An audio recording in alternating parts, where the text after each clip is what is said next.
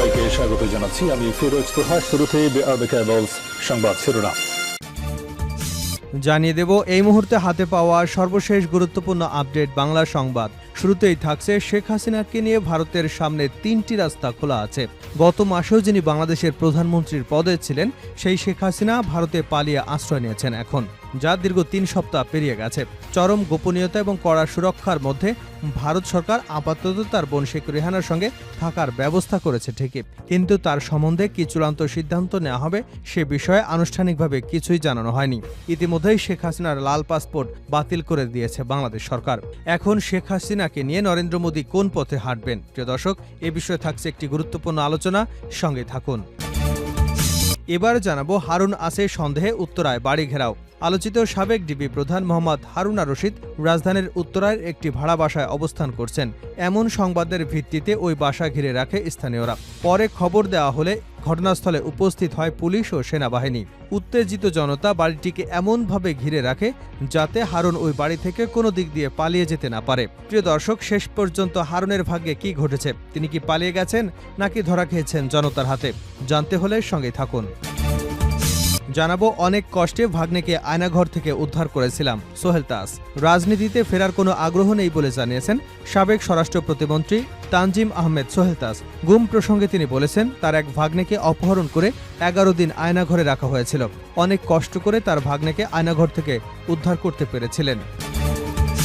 এদিকে মৃত্যুর 3 দিন আগেই পৃথিবীকে বিদায় বলেন সাংবাদিক সারা। রাজধানীর হাতিরঝিল থেকে রাহানুমা সারা 32 নামের এক নারী সাংবাদিকের লাশ উদ্ধার করা হয়েছে। মঙ্গলবার দিবাগত রাত 12টার দিকে তার লাশ উদ্ধার করা হয়। মৃত্যুর 3 দিন আগেই পৃথিবীকে বিদায় বলেন সাংবাদিক সারা। ফেসবুকে ইংরেজিতে একটা স্ট্যাটাস দেন, যার অর্থ এমনটাই আসে, প্রিয় সারা রাহানুমা, এখন বিদায় বলার পালা। যাত্রা দীর্ঘ হয়েছে, তবে ভালো হয়েছে। আপনার প্রচেষ্টা যথেষ্ট ছিল। আপনার এখন কিছু করার ক্ষমতা নেই। তুমি সব হারিয়েছ। যাই হোক, আমি আপনার জন্য গর্বিত। আপনি এখন আরাম করতে পারেন এবং সর্বদা নিজের সাথে একা থাকতে পারেন। এটাই সবচেয়ে ভালো, নীরব থাকা এবং নিজের সাথে কথা বলা। জানিয়ে দেব নির্বাচন নিয়ে দ্রুত সংলাপ চায় বিএনপি। দেশের জাতীয় নির্বাচন এবং বিভিন্ন খাতের সংস্কার নিয়ে রাজনৈতিক দলগুলোর সঙ্গে যত দ্রুত সম্ভব ব্যাপক ভিত্তিক সংলাপ চায় বিএনপি। এই সংলাপ শুরু করবার ব্যাপারে যাতে ঘোষণা দেওয়া হয় সে ব্যাপারে অন্তর্বর্তীকালীন সরকারের প্রধান উপদেষ্টা ডক্টর মোহাম্মদ ইউনূসকে অনুরোধ করে দলটি। এবং সর্বশেষ জানাবো মালিবাগে পুলিশের গাড়িতে আগুন। রাজধানীর মালিবাগে পুলিশের একটি গাড়িতে আগুন লাগার ঘটনা ঘটেছে। এ ঘটনায় প্রাথমিকভাবে হতাহতের কোনো খবর পাওয়া যায়নি। বৃহস্পতিবার রাত 11:30টার দিকে গাড়িটিতে আগুন লাগার সংবাদ পায় ফায়ার সার্ভিস। এতক্ষণ শিরোনাম শুনছিলেন, এবার বিস্তারিত। প্রিয় দর্শক, আপনি যদি এই চ্যানেলে নতুন হয়ে থাকেন, ভিডিওটি দেখতে দেখতে চ্যানেলটি সাবস্ক্রাইব করে আমাদের সঙ্গেই থাকুন। আর এই ভিডিও সম্পর্কে আপনি আপনার মূল্যবান মতামতটি কমেন্ট বক্সে জানিয়ে দিন। আর হ্যাঁ প্রিয় দর্শক, জানিয়ে দিন ভিডিওটি কোথা থেকে দেখছেন। শেখ হাসিনাকে নিয়ে ভারতের সামনে 3টি রাস্তা খোলা আছে। গত মাসেও যিনি বাংলাদেশের প্রধানমন্ত্রী পদে ছিলেন সেই শেখ হাসিনা ভারতে এসে অবস্থান করছেন 3 সপ্তাহের উপরে হয়ে গেল। চরম গোপনীয়তা এবং কড়া সুরক্ষার মধ্যে ভারতের সরকার আপাতত তার সঙ্গে তার ছোট বোন শেখ রেহানার থাকার ব্যবস্থা করেছেন ঠিকই, কিন্তু তার সম্বন্ধে কি চূড়ান্ত সিদ্ধান্ত নেওয়া হবে সে বিষয়ে আনুষ্ঠানিকভাবে কিছুই জানাননি তিনি। এরই মধ্যে গত সপ্তাহে বাংলাদেশ সরকার শেখ হাসিনা ডিপ্লোম্যাটিক এবং অফিসিয়াল পাসপোর্ট প্রত্যাহার করবার সিদ্ধান্ত নেয়। ভারতে এখন তার অবস্থানের বৈধ ভিত্তিটা কি, সেই প্রশ্ন উঠতে শুরু করেছে। এই পটভূমিতে দিল্লিতে ভারতের শীর্ষ পর্যায়ে সরকারি কর্মকর্তা এবং বিশ্লেষকদের সঙ্গে কথা বলে বিবিসি যেটা আভাস পেয়েছে তা হলো এই মুহূর্তে শেখ হাসিনাকে নিয়ে ভারতের সামনে কার্যত 3টি অপশন বা রাস্তা খোলা আছে। প্রথম রাস্তাটি হলো বাংলাদেশের সাবেক প্রধানমন্ত্রীর জন্য তৃতীয় কোনো দেশে আশ্রয়ের ব্যবস্থা করা, যেখানে তিনি নিরাপদে এবং সুরক্ষিত পরিবেশে থাকার নিশ্চয়তা পাবেন। দ্বিতীয় অপশনটি হলো শেখ হাসিনাকে রাজনৈতিক আশ্রয় দিয়ে ভারতে এখনকার মতো রেখে দেওয়া। তৃতীয় পথটার হয়তো বাস্তবায়ন সম্ভব নয়, কিন্তু ভারতের কর্মকর্তা ও পর্যবেক্ষকদের একটা অংশ বিশ্বাস করে কিছুদিন পর উপযুক্ত পরিস্থিতি এলে বাংলাদেশে শেখ হাসিনার রাজনৈতিক প্রত্যাবর্তনের জন্য ভারত চেষ্টা করতে পারে। কারণ দল বা রাজনৈতিক শক্তি হিসেবে আওয়ামী লীগ এখনও ফুরিয়ে যায়নি এবং দলের সর্বোচ্চ নেত্রী হিসেবে তিনি দেশে ফিরে সংগঠনের হাল ধরতেই পারেন। এর মধ্যে ভারতের কাছে অপশন হিসেবে প্রথমটাই যে সেরা তা নিয়ে অবশ্য কূটনৈতিক এবং থিঙ্কট্যাঙ্ক মহলে কোনো সন্দেহ নেই, কারণ তিনি ভারতে রয়ে গেলে সেটা আগামী দিনে দিল্লি ঢাকা সম্পর্কের ক্ষেত্রে বিরূপ প্রভাব ফেলতে পারে বলে মনে করছেন তারা।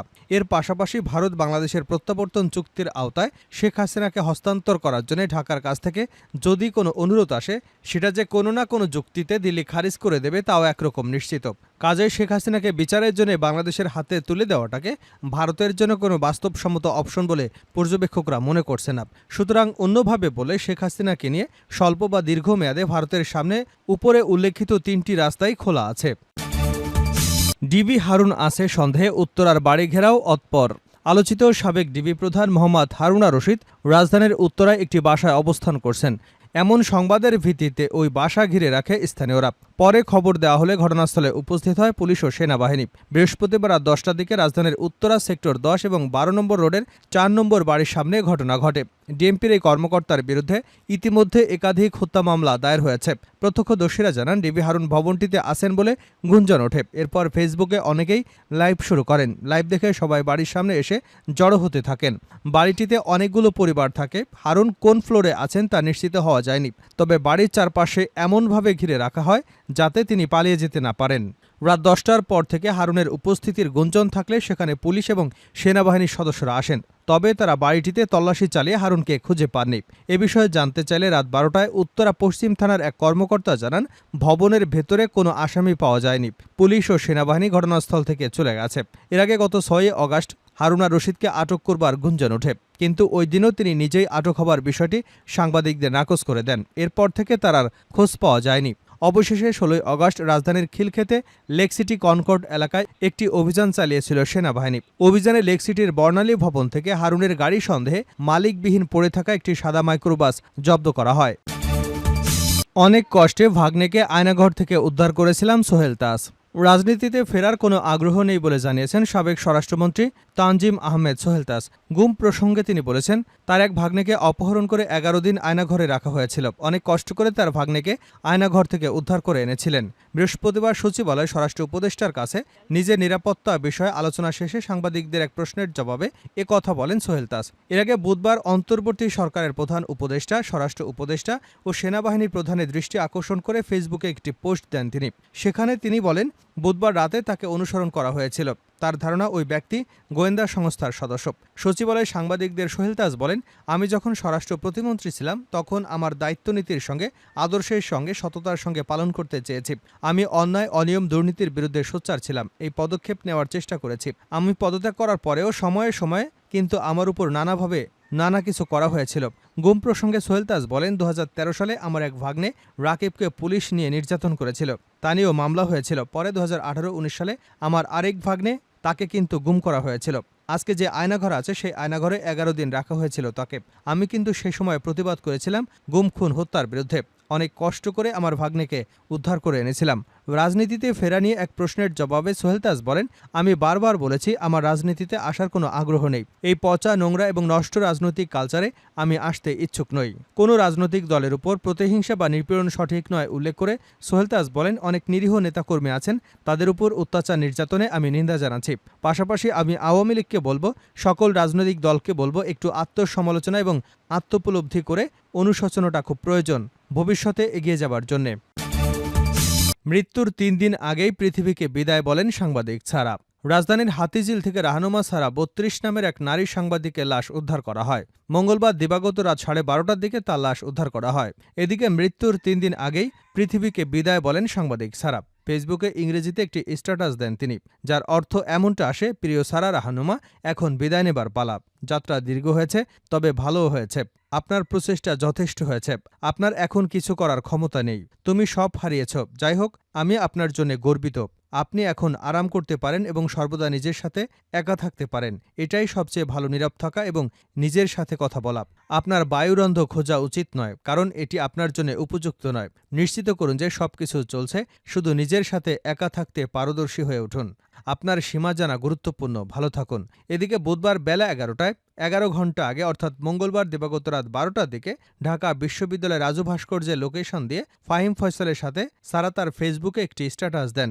সারা তার ওই স্ট্যাটাসটি ইংরেজিতে দেন, যার অর্থ এমনটা আসে, আপনার মতো একজন বন্ধু পেয়ে ভালো লাগলো।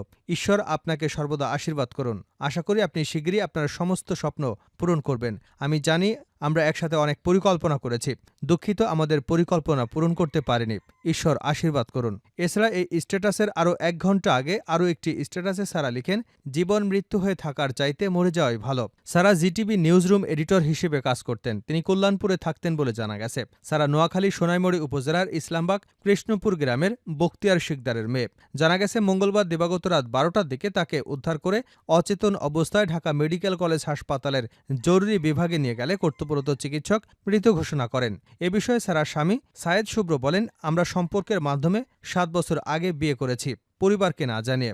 গতকাল সারা অফিসে গিয়ে রাতে আর বাসায় না ফিরে একজনকে দিয়ে রাত 10:30টার দিকে বাসা ভাড়া টাকা পাঠিয়ে দিয়েছিল। পরে আমি তাকে ফোন করে বলি, রাতে তো তুমি বাসায় আসতে, তাহলে অন্যকে দিয়ে কেন টাকা পাঠিয়েছ?